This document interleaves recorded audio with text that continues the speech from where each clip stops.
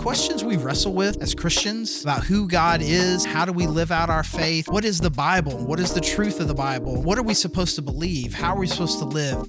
There are really big, deep questions that we ask each other, that we ask God, that we wrestle with ourselves. And that's why the Cultivate podcast exists, to help us go deeper in our understanding of who God is, His Word, and the way that He's called us to live. Hey everyone, thank you for joining us, the Cultivate podcast. I'm Charlie Loften, the lead pastor there, and we have with us... I need to think of a good name because you don't like Big Gail. Do you like Big Gail? It just kind of rolls off the tongue, and I have adjusted to it for many years now. I feel about Big Gail the way you would feel if I called you Abby. Well, that feels very different. I don't like that. Right, and I don't like Big Gail. Okay, so we'll just Abigail Boone. We'll have to. That's what my dad calls me, Abigail Boone. But you gotta say it with Jonesboro saying Abigail Boone. It literally, if I called my dad right now on speakerphone, he'd be like, Abigail Boone, how you doing today? Not today, but we'll have to do that at some point. He will live up to it. My mom would go, "Hello, Pastor." She refers to you as that? Yes. That's amazing. Yeah. So. It feels like there's a lot there. There's continuing. Abigail Boone, awesome producer, question asker, great friend, creative director at The Grove. Thanks for being here as always. Of course. And if you have been with us, we are doing a series on systematic theology. And every few weeks or so, we'll take a little break and give Abigail an opportunity to ask big questions. And we did some on angels and demons and Satan. And then we started with some questions about anthropology, about the doctrine of people.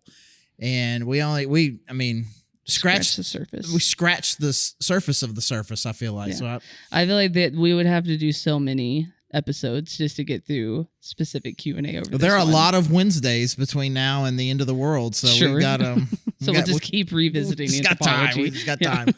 So we got questions, so I will just hand it over to you. Cool. I would say hand the mic, but you already have a mic. Hand the mic. We should do an individual pass off, That would not be awkward at all. You know those mics from back in like the 50s that were like super skinny and tall? Yeah. I've always wanted one of those. Like the game show, game show host mics, and they kind of... Yeah, it looks really fun. To me, you say that, Mike, I think Bob Barker. I know that name. The original Price is Right guy. Oh. Before Drew Carey. Well, Bob Barker did it for a lot longer than Drew Carey, right? Isn't that what I said? Well, yes, but... I was just saying, if you don't know that name, I was like, maybe you just needed to place him. Yeah, he did it forever. Yeah, forever. But now Drew Carey. Yep. Very random man. All right, well, we kind of looked through... kind of the foundation of kind of covering over the Anthropology podcast. So this one, I want to start us off with, what do you think the impact of someone understanding the creation story, what impact does that have on their worldview? If they do or do not have that Christian understanding of God creating the world and his intentions behind it. I feel like we talked about this in the episode where we were just kind of talking about it. I feel like we probably talked about this some last week, but it's one of these things like you just say anthropology to me, just nudge me gently. I'm just going to say this again. So I'm just going to say this again. Let's hear it. You think about the big picture questions that you need to answer in order to make sense of the world. How did we get here? Why are we here? Why is the world the way it is? Mm-hmm. And that really is the big picture questions that the creation story answers. That obviously answers them with God. So then the big questions then now you're beginning to ask, in the beginning, God, like, who is this? And so that's what it continues to answer. How do we get here? Why are we here? The answer to both of those questions is God. And so now I'm going to need to understand, okay, well, who is this God? Mm-hmm. And so I think it starts there. If you really understand and appreciate the emotional and spiritual depth of the creation story, you'll have a deeper, greater sense of who you are and why you're here. Yeah. I'm not here accidentally. I'm not here because I wanted to be here. Someone chose to create me. Mm-hmm. Did he do it accidentally? No, he did it purposefully and beautifully in order to connect us with him. I mean, so you put all of these pieces together and you begin to recognize that your purpose here is to connect with this God. Mm-hmm. He's given you a job that's here that matters, working, taking care of the environment, which we talked a little bit about that last time too. And so I've got this deeper sense of purpose with God. I understand my job. And I think one of the immediate reactions to that is I will just live less selfishly. Mm-hmm. And I will be more curious about my relationship with God. Like, my first responsibility is God. My second responsibility is to the earth that God has given me, including other people. Mm-hmm. And I am, to use an expression that camps use everywhere, I kind of come in third. I was not, I was first, a good gal. Well, first is third, JOI, Jesus, others, yourself, however it is you describe that. I never got the I'm third award, so I guess I'm super selfish, but that's an award you could get, so yes. First fit award is Camp War Eagle here. First is third. Oh, interesting. The fit award. Okay. But the same basic concept. Yeah. I think you'll get that. And then if you continue on to the fall, you'll at least begin to start the answer to the question, why is the world so broken? Yeah.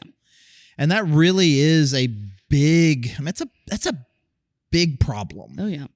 And I think something that most, or not probably all, there's no person you would encounter that wouldn't have considered that fact of the world. There's no one that's going to assume the world is A-okay. Right. And too often when we start asking the questions about suffering in the world or particular suffering that may happen to you, why did this happen? We go, why did God let this happen? Why does God allow so much evil? All these sorts of questions. You have to take a step back first and say, how did evil get here? Yeah. And if we brought it in here, that's we should come at that question differently. Mm-hmm. Because then if we are the ones that brought evil into the world and we say, why does God tolerate evil? He tolerates us. That's you. Yeah. All right. Yeah. Why does God tolerate me? Mm-hmm. And that may sound too strong, but I mean, we live under the pleasure of a God who does tolerate evil. You may think, well, maybe he tolerates too much evil.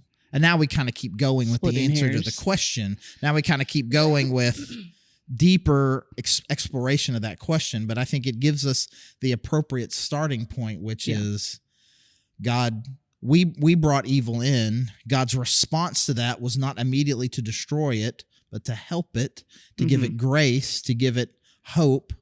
And we should feel good about that. And sometimes, again, I do something evil. I'm glad God's gracious. Somebody does something evil to me. Why isn't God more just? Right. Yeah. Yeah. I feel like that you said it at the very beginning of the Anthropology series, that the Christian belief of creation answers why instead of how. And I just don't know how anyone could come to, well, it kind of just inevitably leads you with an atheistic worldview if you don't have those pieces of context in there. I feel like that it'd be hard to land on any of those concepts without a why story behind it. Well, and then too, or maybe what is also known as a deistic worldview, where, there had to be some supernatural entity that started the process. But then you don't get the relationship. But then it just kind of left us on our own. And then we say, no, we begin to get from the very beginning that everything was crafted specifically by a creative, big, powerful, loving God. And more so, we were created that way with the intentionality and created in his image to both be like him and to know him, which, again, is very different than a deistic worldview, which is, for the most part, an atheistic worldview, but that has an answer to the beginning, how things got started. And then you're left from there. Yeah. Yeah. So are there any other religions that make the claim that they're made in their God's image, or is that unique to Christianity? Well, obviously, what are referred to as the Abrahamic religions, Judaism and Islam, we share that common creation story, so they certainly would be. I would not think that what most other major world religions, Buddhism, Hinduism, would not think of it that way. Most of the other creation stories out there in the wide world are a lot more chaotic, accidental, but not lovingly cared for and Yeah. crafted by a God who intentionally did this. Yeah. It just makes me think, which I know I'm biased, but this is just the most compelling, reasonable thing to land on. I think it answers the questions the best way. Yeah. I mean, as far as, well, academically, can you prove it? Scientifically, can you prove it? I was like, well, I mean, but what resonates with what our heart is striving for. Yeah. I think there is continued striving if the only answer that you come up with is accidental, no reason. I think there is something in you, in your heart, in your soul that is yearning for more than that. Isn't there a verse that says that? That will continue to strive if you don't have those answers. Probably the most common phrase that gets used in this is that God has placed eternity in the hearts of people. Yeah. And so there is something in us. I mean, C.S. Lewis described it as the God-shaped hole that exists in us. Mm-hmm. And so that's why, by and large, most atheists they're still striving. Pretty cynical, probably. Yeah, I mean, they're still looking for something like, oh, great. It turns out life doesn't have any real meaning or any real purpose, and so I can just kind of chill. Yeah. That's cool. That doesn't seem to be the response to that. Mm-mm. Yeah. Yeah, again, I just think it leads us back to the motivation of wanting to know why. This is the best intro to that, to start off, to understand that. Well, kind of zooming out from that, kind of looking at our culture right now, I feel like it's pretty common for people to have worth issues and struggling and grappling with that, even body issues and stuff like that. How do you think the creation story gives value to all of those areas? I think it is important to understand that every person was created in the image of God. Mm-hmm. That it was not like one person was created in God's image, and since then, I mean, it has been tarnished slightly, but people were created in the image of God. It was meant like the people who read that coming out of the Exodus were meant to believe and to understand that God has uniquely created each one of them. Mm-hmm. And so I think there is there should be some esteem and some life and some peace that comes from that. But I think, again, with this I want to make sure this lands the right way, but some of that, but I don't feel that. Mm-hmm. I mean, that's kind of how we're wrestling with Genesis chapter 3. Mm-hmm. And we've got to figure out a way to put Genesis 1 and Genesis 3 together. Right. Because in the same way, there are people who feel like, oh, I mean, I'm terrible, I'm awful, God doesn't care, nobody cares. Like, man, you need to read Genesis 1 and 2 a little more carefully. Mm-hmm. And then there's some people that will say things like, God didn't make mistakes. I am what I am. Mm-hmm. And I was like, bro, you need to read Genesis 3. Right. And so learning how to put both of those things together, that I am loved by God, individually created by God. I am a reflection of who God is. Mm-hmm. And evil exists, sin exists. It has corrupted some of that. And so I need to reconnect with God in order to kind of start flushing out some of that corruption. Yeah. And so you can focus on Genesis 3 to your detriment or you can focus too much on Genesis 1 to your detriment. Putting them both together helps me answer both questions. Do I matter? Yes. Are there problems? Yes. Yeah. And then by the end of chapter 3, we get at least the foreshadowing of the solution to what those problems are. And so I think if we put all of that together, whichever one of these two things you may struggle with, not enough self-esteem or can you say too much self-esteem? Is that the way to say it? It's a little... Be like a cocky person. Yeah, okay, yeah. Yeah. Perfect, yeah. okay. Well, I feel like that one did not cancel out the other. Right. In either way that you would look at it. Right. That just because sin entered does not mean that God didn't say very good about humans. And just because you're made in God's image doesn't mean that sin That there doesn't isn't touch you. something about you that you're proud of that Yeah. God is looking at and say, that's not it. Yeah. And I feel like there's obviously self-care and all of those things, but I think if you take it out of maybe those therapeutic terms, there is reason to value yourself beyond just what you've made yourself into being, but being able to root it in, I was made by God and I'm made in his image, and being able to pull value from that. Mm-hmm.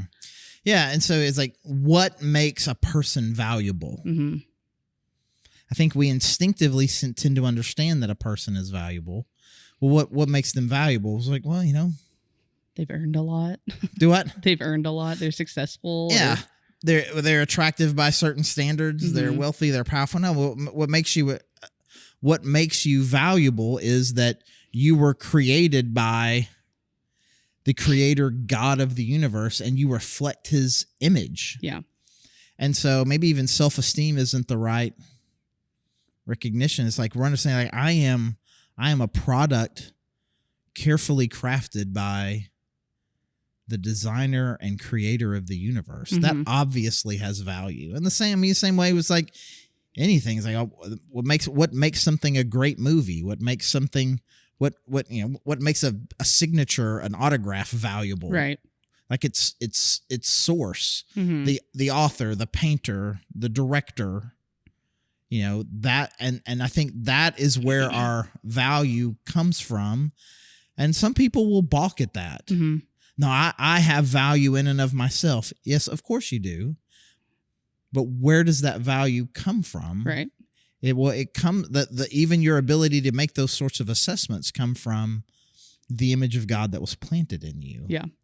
And so there is both an esteem and a humbling of it. It's like, I recognize that I'm of great worth, but because the one who made me is of great worth and I reflect him. So mm-hmm. I can both be lifted up and at the same time appropriately humbled. Right. Yeah.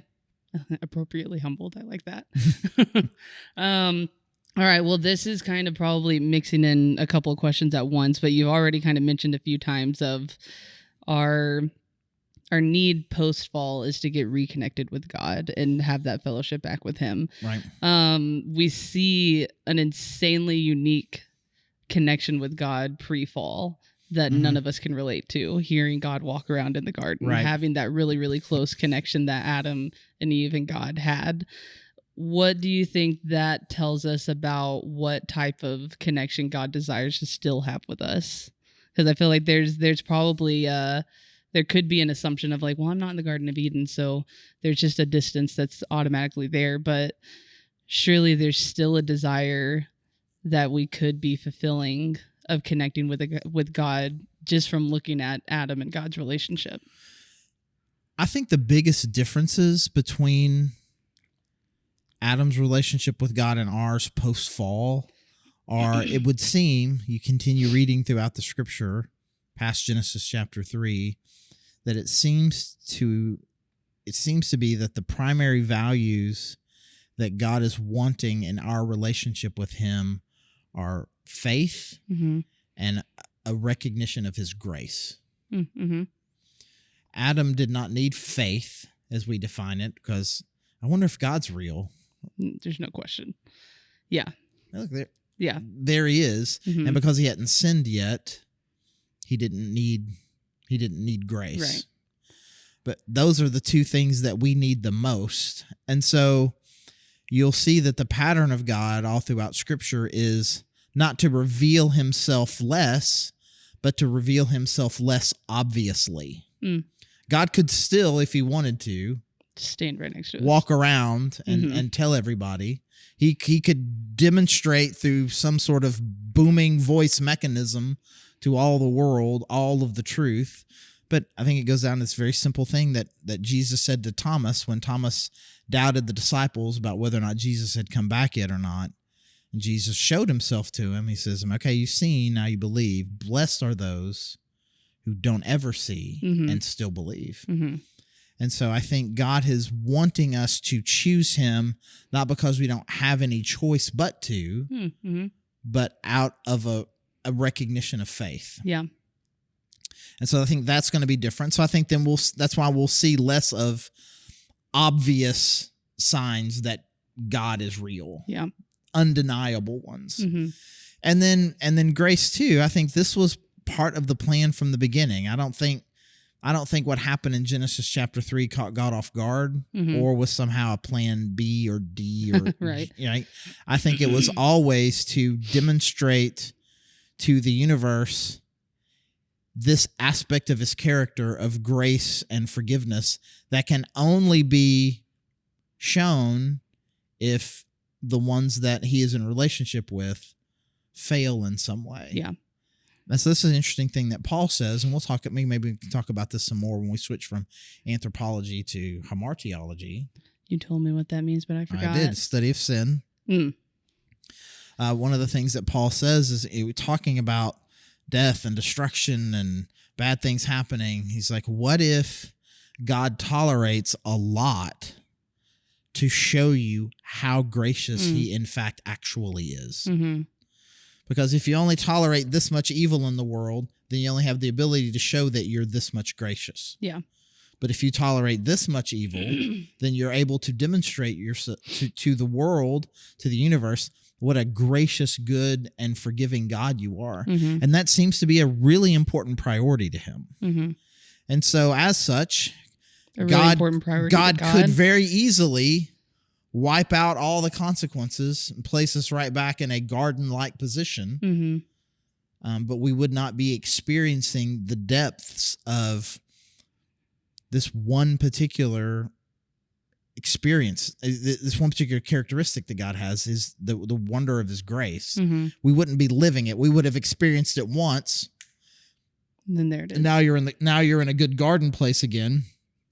And eventually grace will become a fleeting experience for you. But I think God is wanting us to walk and live lives of grace through faith. Yeah. And so I think that is why it's not going back to that on this. But at the same time, what we can, you asked what can we glean from that? And I've spent 5 minutes telling you what we can't. Well, we can't. God does love and want communication. Mm-hmm. He wants to talk with you. He wants you to walk, metaphorically, live with him. He wants to know you. He wants you to know him. Not hide from him. Right. To not feel like you have to hide. To recognize who you are, to recognize your place, your job, your role, to recognize he loves you. Mm-hmm. He doesn't love the universe, and he doesn't love people. Mm-hmm. He loves you individually. He loves you. Yeah. Yeah. Have you ever seen The Good Place? I have. We bailed on it. I mean, I don't want to spoil it too much. Once they discovered the reality of where they were, and then all of a sudden they were back on Earth. Mm-hmm. It got weird, and we bailed. That's fair. I don't even know. I don't even really know how it ended. Well, I feel like that show perfectly depicts if there was a plan B, C, how many iterations they would have to go through to try and get it kind of right. Right. There's no way this was just an accident. But I thought up until that point it was a very creative about philosophy. And just about ethics. the way God and life and consequences, and I thought it was very creative, really a very creative, if not Christian, right? But a very creative take. Yeah, for sure. Worth thinking about. Oh yeah, and good humor. Yes. All right. Well, this might be a good one to end on. In my mind, feels like a big question, but would you say that the defining point of Adam and Eve being separated outside of the garden, is that because God can't be around sin?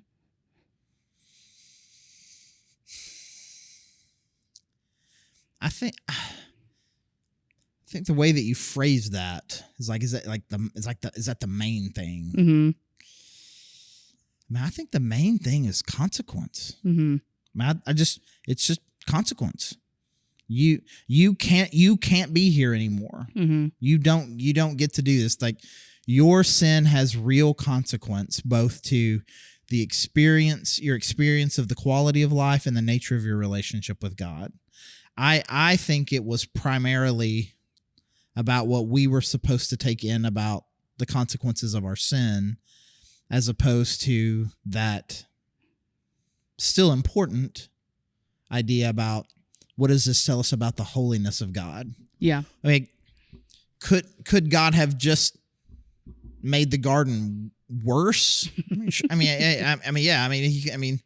Apparently something happened. Like most popular speculation is it just got wiped out in the flood. That the Garden of Eden, that the Garden of Eden is a literal place that one could still go to, but you're going to find it under interesting a whole bunch of I've never heard that sand and anyways. That is, again, as opposed to it being on another planet, right? Yeah, or some alternate timeline. Mm-hmm. But regardless, I mean, I do think that there is a sense of which, like, you're a sinner now, you have to be removed from the presence of God. That does tell you something about God. But I think at its simplest, what could Adam and Eve have understood with their fairly primitive understanding of life in general, and then even the people coming out of the garden? I mean, we're thousands of years ahead of that, and have had sit on the shoulders of countless amazing philosophers and theologians over the course of history. So we are able to think more deeply about it. And so I think that might be one of the deeper things to take away from it.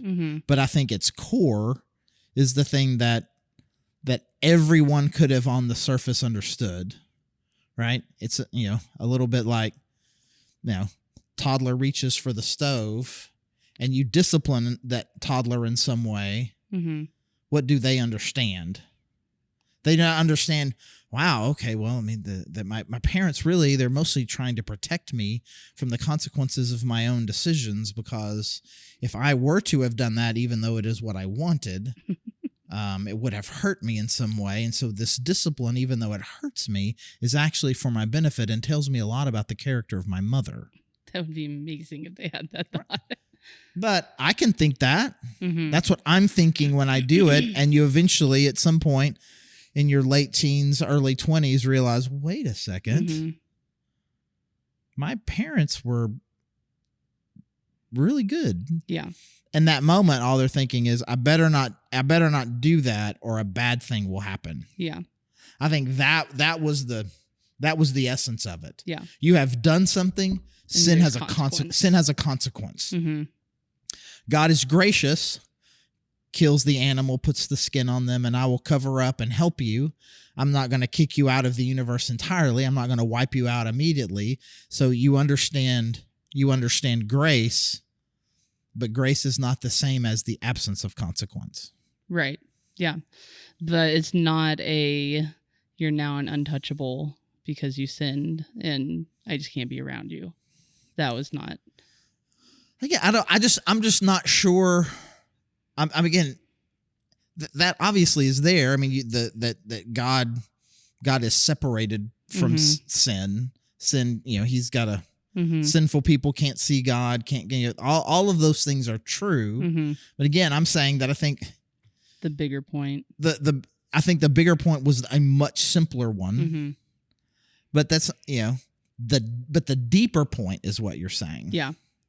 The deeper, like, again, with the way that parents discipline their kids, the big thing I want you to get out of this is don't. Yeah.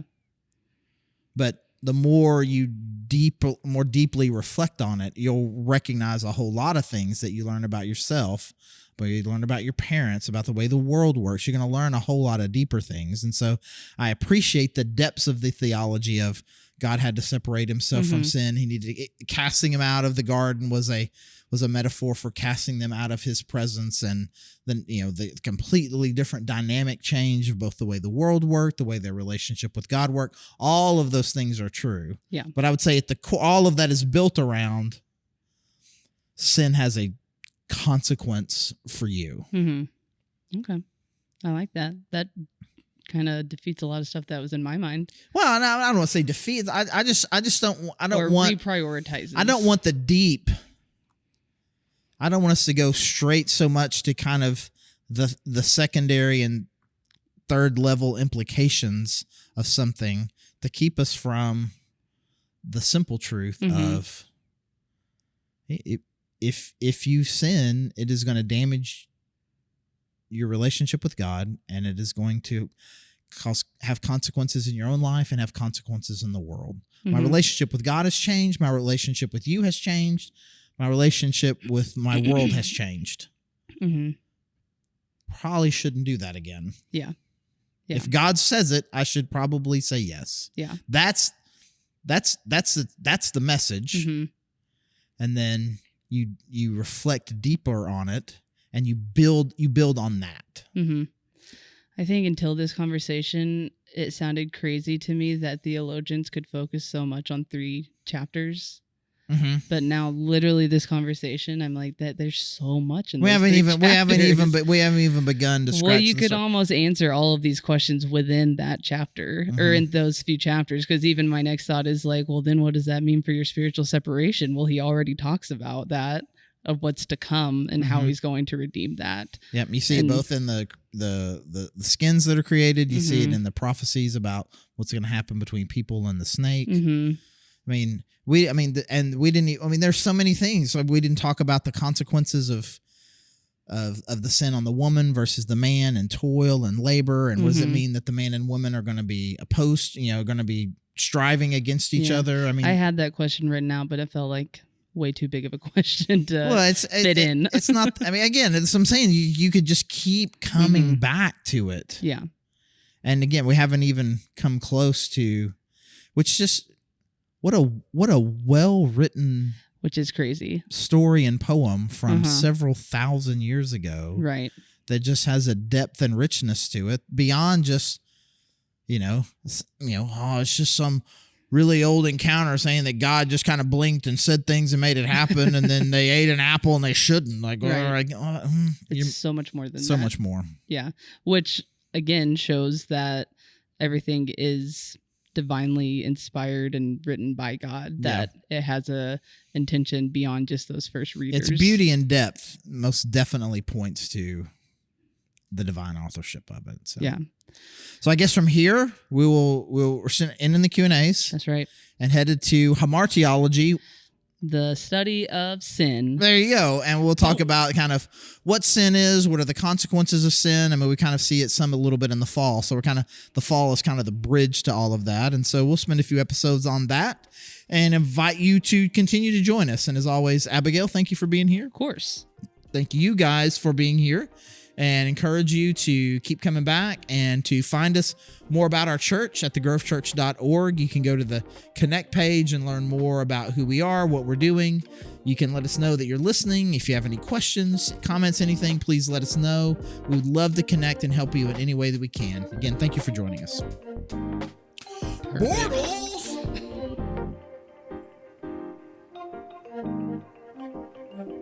Thank you for listening to the Cultivate podcast. Our hope is that you are taking steps to go deeper in your faith, that you are asking big questions and you're looking for answers. We hope that we can be a resource for you through our podcast and any other way that we can help you. You can find all our episodes anywhere that you can find podcasts, including YouTube. And again, thank you so much for joining us.